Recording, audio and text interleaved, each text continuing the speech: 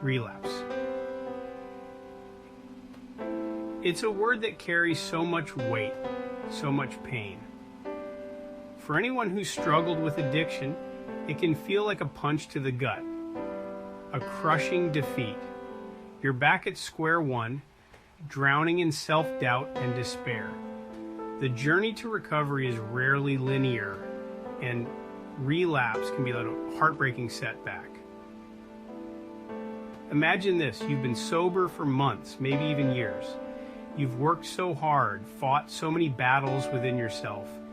You finally felt like you were winning.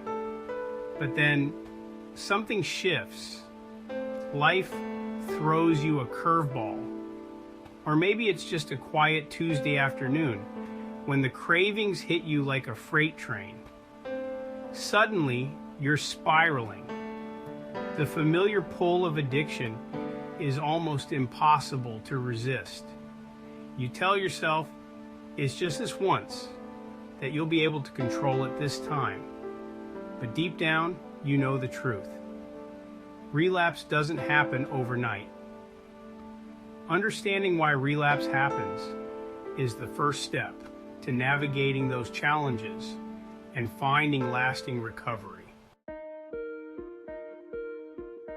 It's easy to fall into the trap of believing that relapse is a sign of weakness, a lack of willpower.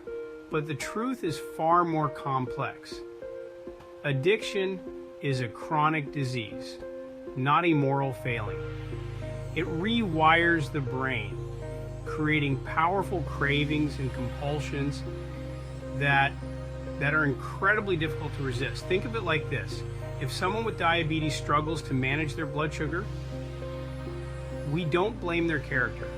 We understand that they're dealing with a complex medical condition that requires ongoing care and support. Addiction is no different. It's not simply a matter of just saying no. Focusing solely on willpower can actually be counterproductive. Instead of beating yourself up, try to approach relapse with compassion and curiosity. By viewing relapse as an opportunity for learning and growth, you can break free from the cycle of shame and move towards lasting recovery. Loneliness is a powerful emotion, one that can have a profound impact on our mental and physical well-being. For those in recovery, it can be a major trigger for relapse. When you're struggling with addiction, it's easy to isolate yourself from others. You might feel ashamed of your past behavior or worried that people will judge you. But this isolation can create a dangerous feedback loop. The more alone you feel, the more likely you are to turn to drugs or alcohol as a way to cope with those negative emotions. Loneliness creates a void. And often, people in recovery try to fill that void with their substance of choice. It's a way to numb the pain, to feel connected to something, even if it's just a fleeting feeling. Breaking free from the grip of loneliness requires active effort.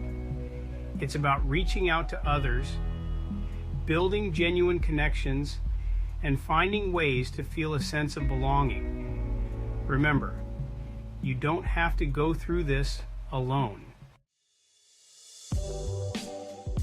Boredom might seem like a harmless emotion, but it can be surprisingly dangerous for those in recovery.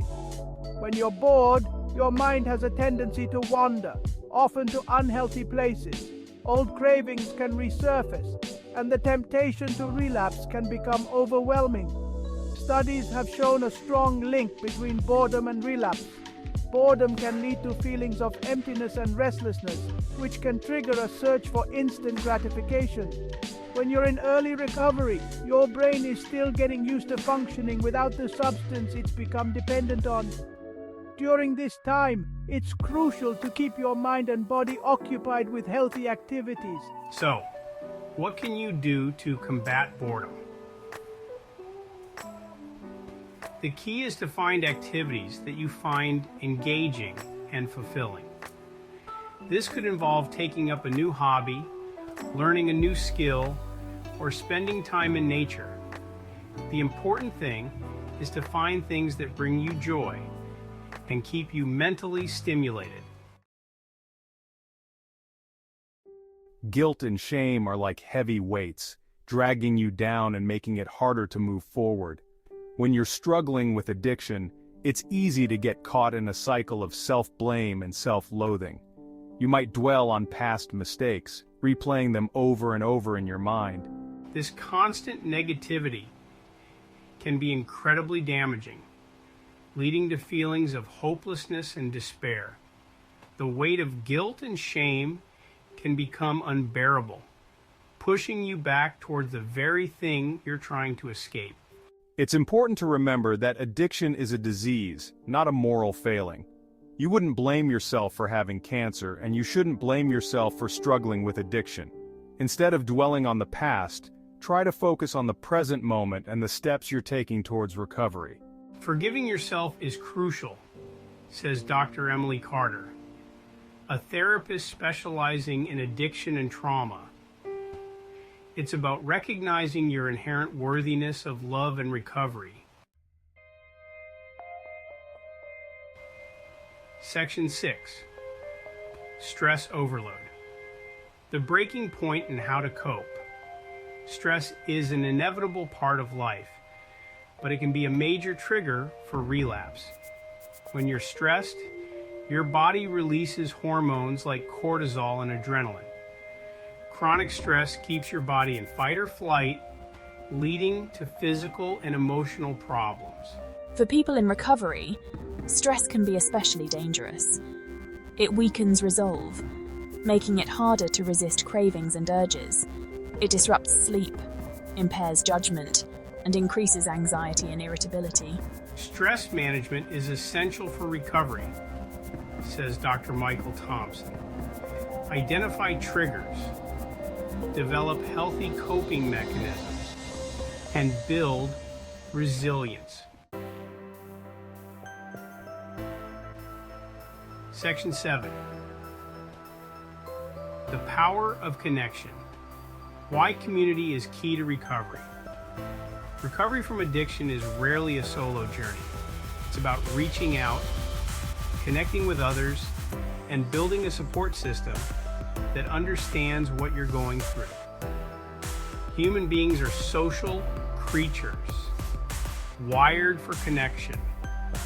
When we feel alone, isolated, or misunderstood, it can have a devastating impact on our mental and physical health. Community provides a sense of belonging, which is essential for recovery, explains Dr. Lisa Park, a clinical psychologist specializing in group therapy for addiction. It's a place where you can share your struggles, celebrate your successes, and learn from others who are on a similar path. In a supportive community, you're not defined by your past mistakes. This kind of unconditional acceptance can be incredibly healing, providing a sense of hope and motivation that's hard to find elsewhere. Section 8. Finding your support system. Building a network that understands. Building a strong support system is essential for long-term recovery, but it's not always easy to know where to turn. There are countless resources to help you connect with others in recovery. Support groups provide a safe space to share experiences and build relationships. Online resources like forums and social media groups offer anonymity and accessibility. Section 9. Hope on the horizon. You can break free and thrive. Relapse can be a devastating setback, but it doesn't have to define your journey. It's important to remember that recovery is a process, not a destination. There will be bumps along the way, but with each challenge, you learn and grow stronger. Instead of viewing relapse as a failure, try to see it as an opportunity for growth and learning. What triggered the relapse? What can you do differently next time? By understanding the factors that contributed to the relapse, you can develop a plan to prevent it from happening again. Remember, you are not alone. There are people who care about you and want to support you on your journey. With the right support and a commitment to your recovery, you can break free from the cycle of addiction and create a brighter future for yourself.